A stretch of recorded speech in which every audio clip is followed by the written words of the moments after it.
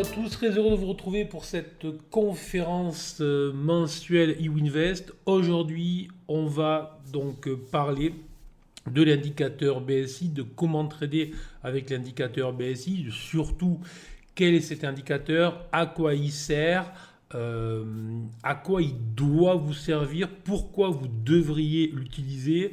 Alors, on ne vend rien, il est entièrement gratuit, donc profitez-en, utilisez-le, abusez-en, n'hésitez pas. J'espère que je vais réussir à vous convaincre, pour ceux qui ne le sont pas encore, via les vidéos qu'il peut y avoir sur le site, donc ewinvest.com. Puisqu'honnêtement, je pense quand même que c'est un outil extraordinaire. Voilà, je ne peux pas être plus clair. C'est gratuit et c'est un outil extraordinaire.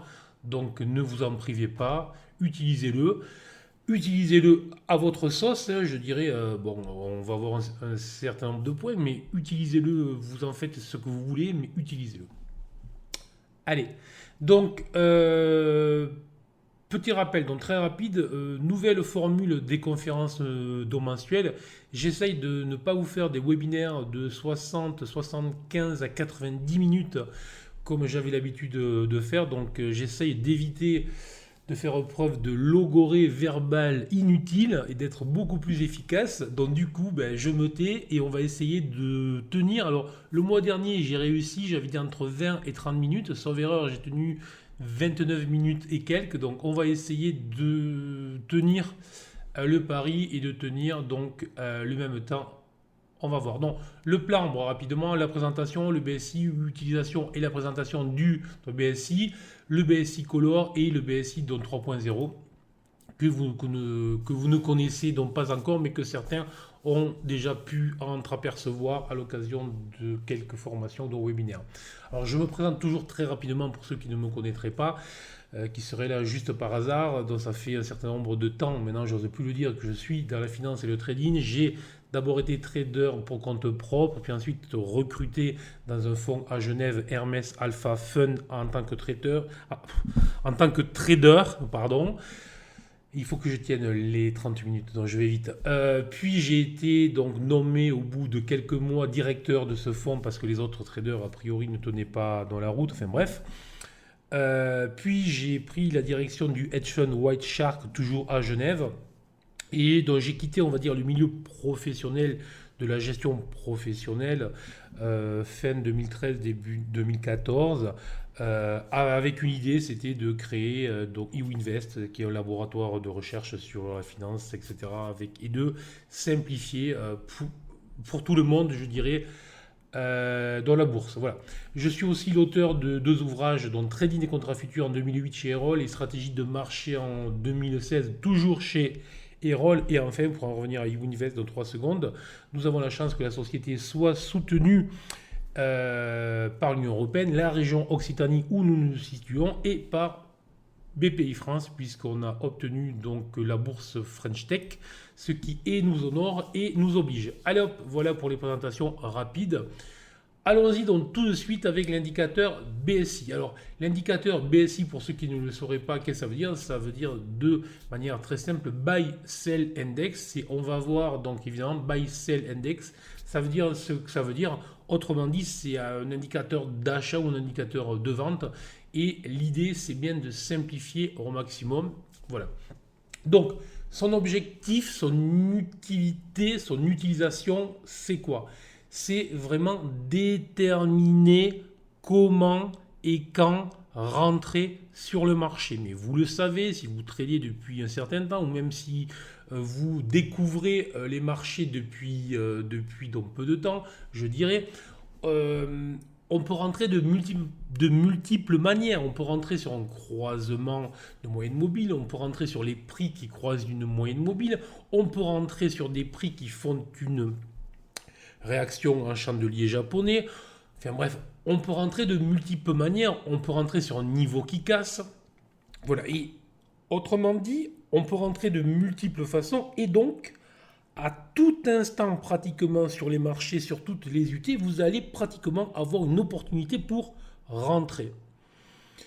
Et ce faisant, surtout lorsque l'on n'est pas expérimenté, le risque c'est justement de rentrer un petit peu n'importe quand et de rentrer donc de manière émotionnelle, on le verra. Donc avec le BSI, l'idée c'est bien déterminer une entrée qui va être et objective. Donc objectif, ça veut dire qu'à aucun moment les émotions peuvent nous dire est-ce qu'il y a le signal ou pas. Donc objectif, je rappelle, est simple. Simple, ça veut dire il n'y a pas 35 critères à vérifier pour savoir si je peux rentrer ou pas. Donc objectif et simple. Voilà ce qu'est le BSI.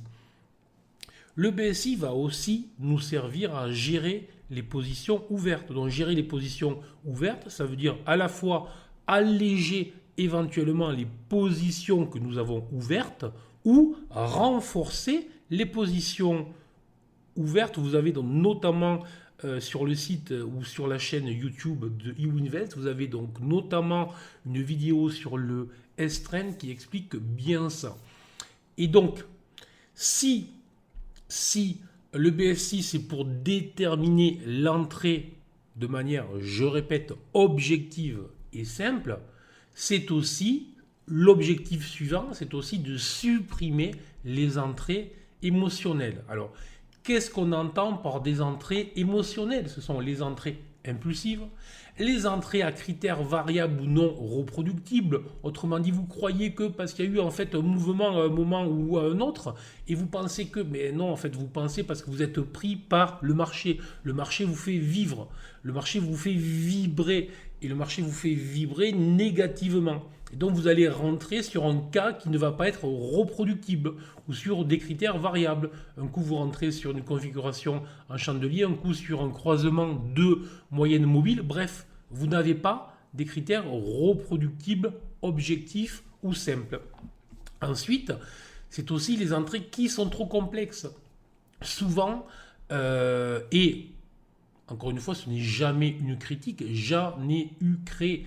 J'ai eu créé des systèmes de trading de fou qui fonctionnaient très bien. Sauf que lorsqu'il fallait trader en live, c'était ingérable.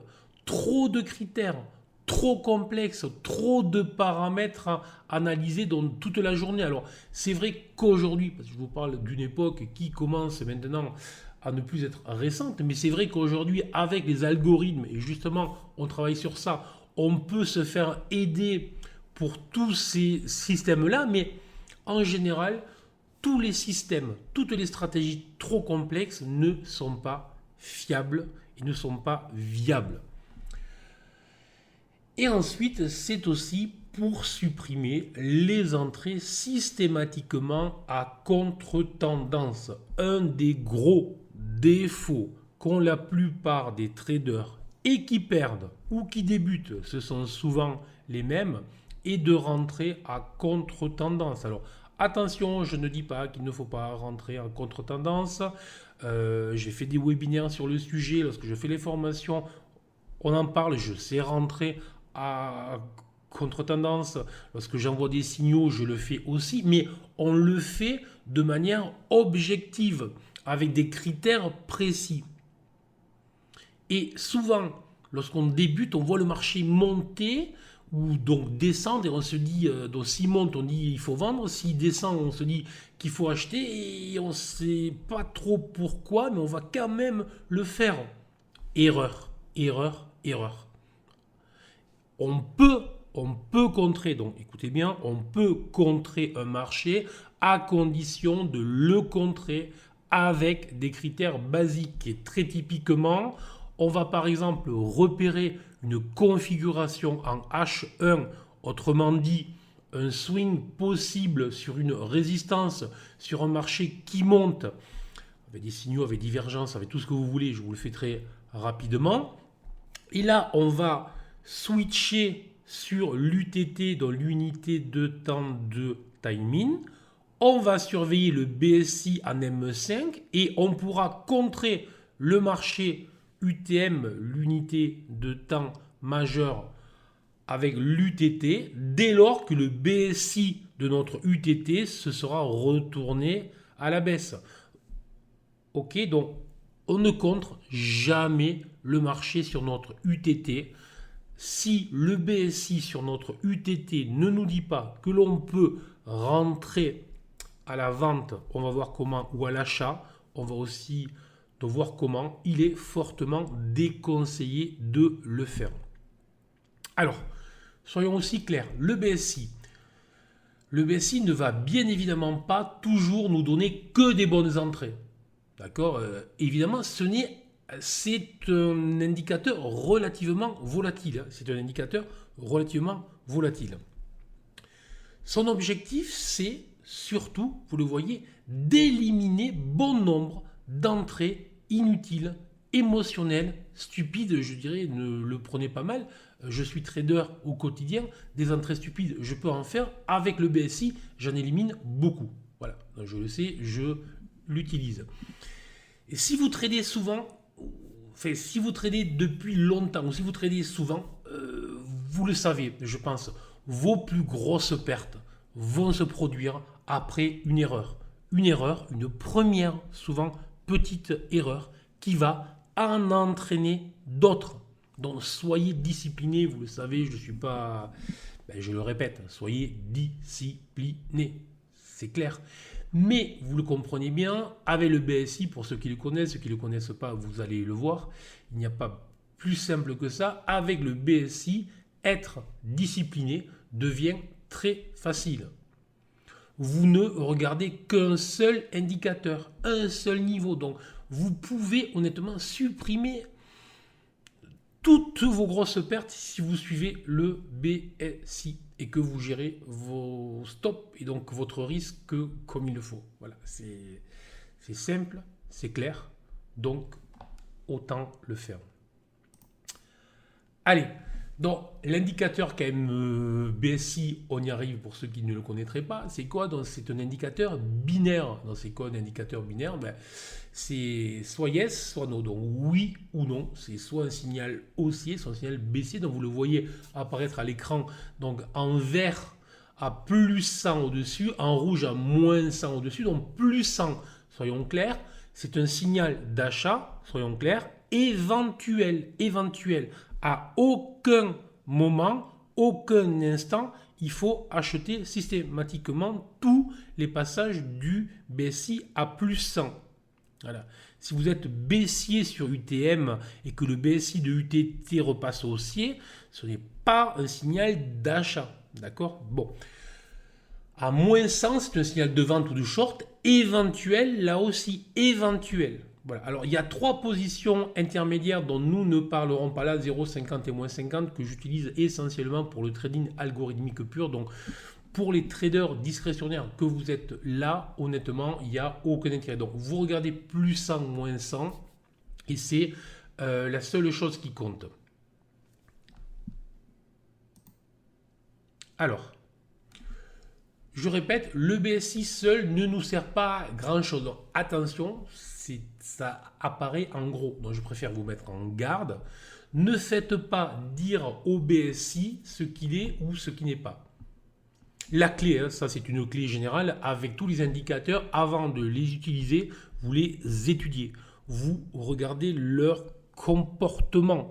Comment est-ce qu'ils réagissent? Et une fois que vous le maîtrisez sur le papier que vous avez étudié en backtest, à ce moment-là, vous pouvez l'utiliser. Vous voyez, je suis très clair.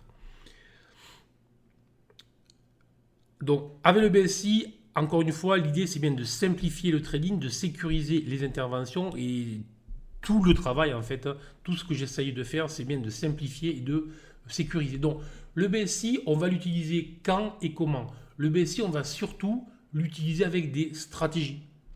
Donc, on va voir donc comment ensuite avec un exemple très simple, mais on va surtout l'utiliser avec de stratégies. Donc, j'imagine que vous connaissez la stratégie du pourcentage RET, du SHMO, du BO fail, voire les climax, etc. Toutes ces stratégies et je dirais même toutes les stratégies chartistes classiques, épaule-tête-épaule, double top, triple top, etc.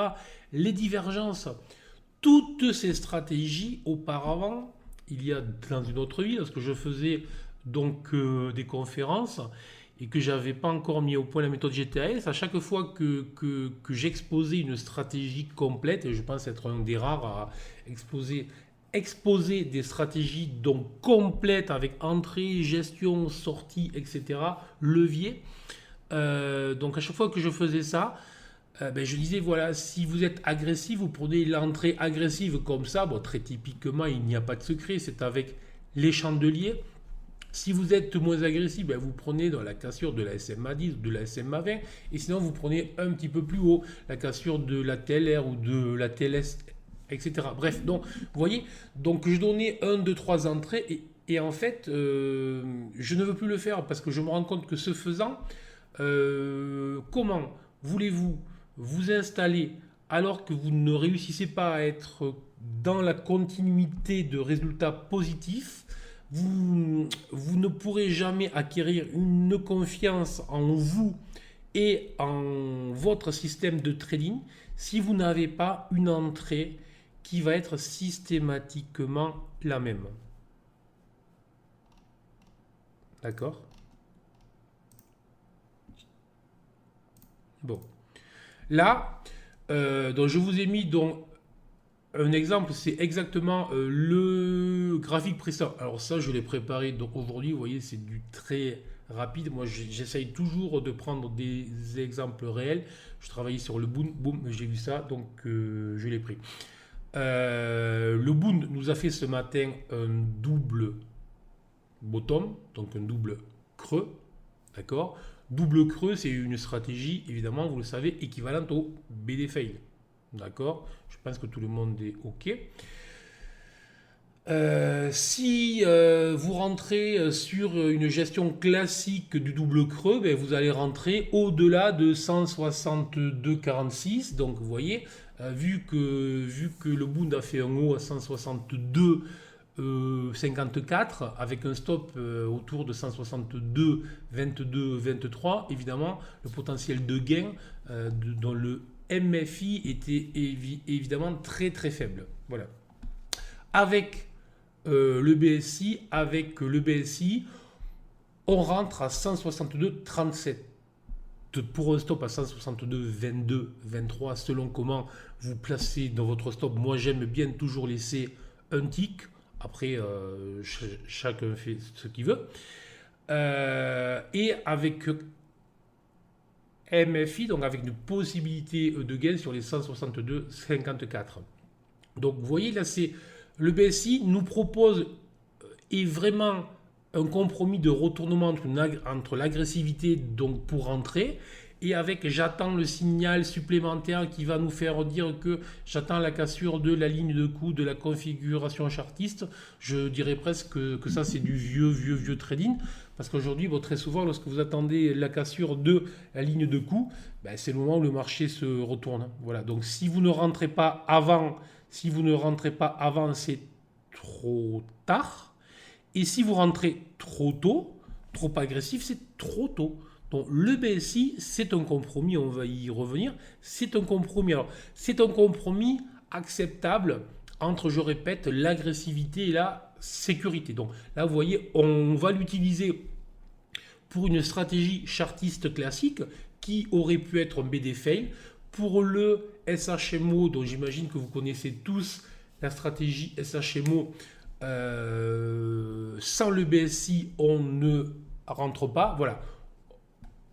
Et en réalité, au début, j'utilisais le BSI à peu près à 70%, enfin pour 70% des stratégies de mes stratégies. Aujourd'hui, j'approche les 90%. Autrement dit, il n'y a pratiquement plus de stratégies où je n'utilise pas le BSI. Voilà. Donc je parle bien, moi, en trading propre. Hein. Voilà. En utilisation. Ce que je vous raconte, c'est une utilisation, c'est pas... Donc voilà, en fait, je me rends compte, c'est un tel confort psychologique de se dire, voilà, tu as une configuration qui apparaît, une stratégie X, Y. Si le BSI se retourne à l'achat, ou si le BSI se retourne à la vente selon la configuration de la stratégie que vous avez sous les yeux, je rentre. Ça évite et le stress de pré-entrée. J'ai connu, est-ce que là je peux y aller, est-ce que là je peux pas y aller, est-ce que... Non, non. Là, on ne se pose aucune question. Donc, on est entièrement concentré sur ce que l'on doit faire et on n'est pas sur le stress de se dire est-ce que je peux y aller, est-ce que j'anticipe le signal, est-ce que... Non, on est discipliné. On a repéré une configuration, on a une stratégie complète, il ne nous manque que l'entrée qui est faite par le BSI. Entrée qui ne pose aucune question, aucun doute, aucune interrogation. Or, il y a quelques médecins dans la salle. Vous savez bien que les doutes, les questions et les interrogations, ça crée du stress. Or, l'ennemi du trader, c'est le stress. L'ennemi du trader, ce sont ses émotions. L'ennemi du trader, ce sont ses trades émotionnels, ses entrées émotionnelles. Avec le BSI, on va supprimer tout ce stress, sur l'entrée et tous les trades émotionnels. Autrement dit, on va se faciliter la tâche. On va avoir une vie de trader beaucoup plus sereine. Donc pourquoi ne pas l'utiliser? Voilà. Encore une fois, il est gratuit. Vous voyez là, j'essaye juste de vous vendre un produit gratuit. Bon. Donc si j'y arrive pas, c'est que je suis un très mauvais vendeur, ce qui ne me vexera absolument pas. Je n'ai jamais eu la prétention d'être un bon vendeur. C'est pour ça que j'ai fait trader. Ou là, ça va à peu près, j'espère. Donc allez, alors, je vous disais, le BSI, c'est un compromis entre l'agressivité et la sécurité, et le timing en général, c'est toujours un compromis entre l'agressivité et la sécurité. Qu'est-ce que ça veut dire? L'agressivité, c'est on veut rentrer au plus tôt du retournement, parce que souvent on est énervé déjà, donc on a peur d'eux, voilà, mais bon. C'est aussi pour avoir un stop le plus court possible. Donc avoir un stop le plus court possible. Plus on est agressif et plus notre stop sera court. Plus notre stop est court et plus on va maximiser le risk-reward puisqu'on aura un potentiel de gain reporté au stop et donc au risque engagé en points supérieur. Et enfin, on va pouvoir évidemment augmenter le levier sans augmenter le risque. Alors ça, on le fait très bien avec le MAE, MFI, etc. Enfin bref, là, je vais trop loin. Donc, je vous passe les détails. Mais là, il y a donc des calculs donc, très intéressants sur lesquels on travaille pour vraiment être agressif le plus possible, mettre le levier max en fonction de chaque configuration. Voilà. Donc, pourquoi on aime être agressif généralement? Là, je vous parle de rationalité dans l'agressivité. Souvent, hélas, l'agressivité sur les marchés est due à de la frustration, à de l'énervement, à de j'ai lu quelque part que, donc boum, j'y vais. Non, voilà. Le trading, c'est du calme, de la concentration et de la maîtrise. Voilà. Donc, après... agressivité et sécurité. Sécurité, c'est quoi? C'est multiplier les paramètres à cocher avant de rentrer. Je vous disais, il faut un certain nombre de paramètres pour rentrer. Moi, j'estime qu'au-delà de 3-4, ça commence à devenir donc compliqué à gérer. Donc, il faut limiter le nombre. Si vous en mettez 10, le temps que tous les paramètres se cochent, le mouvement que vous voulez jouer sera terminé. Donc plus on augmente la sécurité, donc plus on sécurise, oui je pense que le mouvement est enfin lancé, je peux y aller, ben c'est le fameux pigeon dont je parle dans mon dernier article sur eWinvest sur la théorie de dos, où vous rentrez en haut de vague 5. Donc l'objectif, c'est évidemment pas de rentrer en haut d'une vague. Donc sécurité, ok, mais jusqu'où et quand, comment. Voilà. Plus on sécurise et plus on maximise le taux de réussite. Donc logiquement, si l'on sécurise bien, on va avoir un taux de réussite très fort.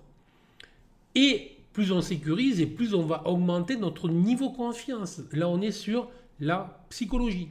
Et la psychologie en trading, vous le savez, très importante. Bon, donc, le timing, c'est le compromis entre cette agressivité et cette sécurité. Et le BSI, à ce stade, et pour le moment, alors que je suis un trader plutôt agressif sur mes entrées, c'est vraiment le BSI qui me procure le plus de sécurité. Donc, très agressif, donc très sécure, et des stops propres. Donc, que voulez-vous de mieux? Donc, tous ces critères-là, agressivité, sécurité, et tout ce raisonnement autour du risk-reward et du taux de réussite, donc le win-loss ratio in English, je vous conseille vraiment de travailler sur ça. Ayez toujours ces notions en tête lorsque vous tradez. Peu importe que vous tradiez avec GTAS, avec tout ce que vous voulez, mais ayez toujours ces notions en tête, car n'oubliez jamais, le trading, ce n'est pas du jeu, c'est de la finance. Voilà, et le risk-reward et le win-loss ratio, ce sont les deux paramètres avec lesquels vous jouez, un sur l'agressivité, l'autre sur la sécurité. Allez, donc en plus du BSI donc classique que vous avez en bas de votre écran, vous le savez, j'imagine, il y a donc maintenant depuis un certain nombre de mois le BSI Color qui lui vient se greffer directement sur les chandeliers. Alors on peut le faire soit en chandelier, soit en bar chart si vous le préférez. L'idée, c'est de vraiment, encore une fois, si vous avez des problèmes à avoir les yeux qui descendent sur le bas de votre écran, j'exagère à peine lorsque je vous dis ça. C'est vrai que des fois, on peut être étourdi, du coup on est pris, on parle le mouvement des prix, on oublie de regarder le BSI en dessous. Et voilà, là vous avez le chandelier qui vous dit si votre BSI est rouge, le sens il est plutôt baissier. Si votre BSI est vert, le sens il est plutôt haussier. Je répète, jamais un signal seul d'achat. Toujours à valider avec une stratégie préalable. Une stratégie, c'est une configuration des critères, etc. Bon. Donc, pour le BSI Color, si vous ne le savez pas, il y a une vidéo, chaîne YouTube, vous pouvez aller la voir, la commenter, etc. Elle indique comment est-ce qu'on l'installe. Si vous ne l'avez pas, donc alors celui-là pour le moment n'est disponible que sur Pro Real Time, sur les autres plateformes d'ici quelques mois, mais c'est tout. Donc pas avant. Donc si vous travaillez avec Pro Real Time, je peux vous l'envoyer si vous ne l'avez pas encore reçu. Donc je parle du BSI Color. Maintenant, alors, le BSI 3.0. Alors les BSI, on travaille beaucoup là-dessus. Encore une fois, l'idée, c'est vraiment de simplifier votre tâche. Mais bon, on est quand même très égoïste comme on trade au quotidien et tous les jours. C'est bien de simplifier au quotidien tout ce que l'on fait. Voilà. Donc, l'idée très simple, elle est là, c'est que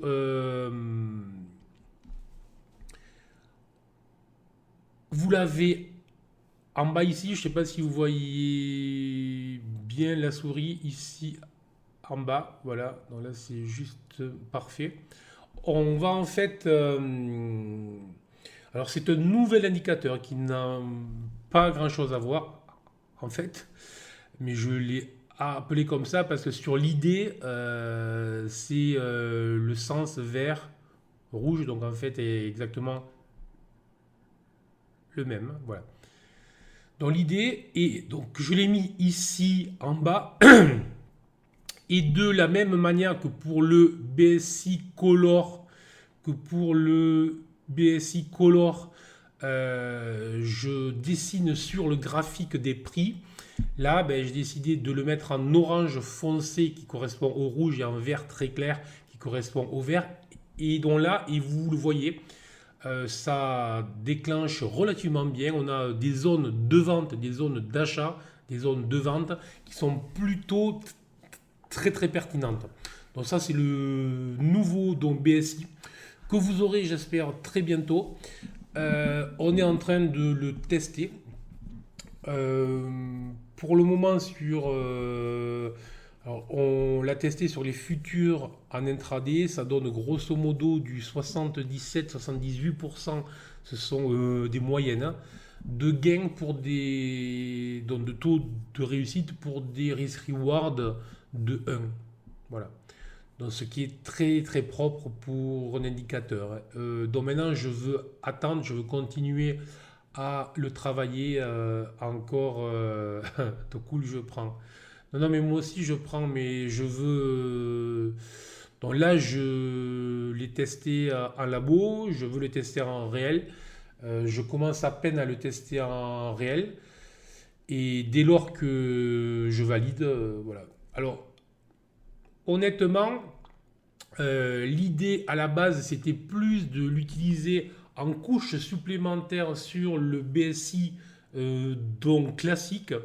Autrement dit, de nous offrir un panorama large, donc baissier, donc très typiquement sur cette première zone-là. Le panorama est baissier, donc on va aller jouer tous les BSI simples rouges. Voilà. Et lorsque le panorama est haussier, tous les BSI verts, etc. À ce stade, pour le moment, je suis plutôt à l'utiliser seul parce que les résultats qu'il donne sont vraiment très très très intéressants. Donc c'est le gros travail qu'on fait en ce moment. Alors, logiquement, ça, c'est la même chose. Et puis j'ai donc promis de tenir le temps, donc je vais essayer. Donc là, j'ai zoomé et de la même manière, donc en zoomant, on peut l'utiliser avec le BSI Color. Vous voyez, ce qui donne des choses intéressantes. Une double structure de BSI. Encore une fois, l'idée, c'est un filtre sur l'unité supérieure. Salut Raphaël. C'est un petit peu l'idée. Voilà, c'est un petit peu l'idée. Enfin, c'est même l'idée. Donc, voilà. Donc, honnêtement, si ça accroche vraiment, ben, vous l'aurez donc très bientôt. Voilà, moi, je veux le faire tourner suffisamment en réel avant de vous l'envoyer. Voilà, voilà. Sur ce, j'ai tenu mes 30 minutes, mes 32 minutes, donc je suis content, j'ai réussi. Donc, ben, vous pouvez revenir sur le site quand vous voulez. Vous avez des questions, vous n'hésitez pas après ce webinaire.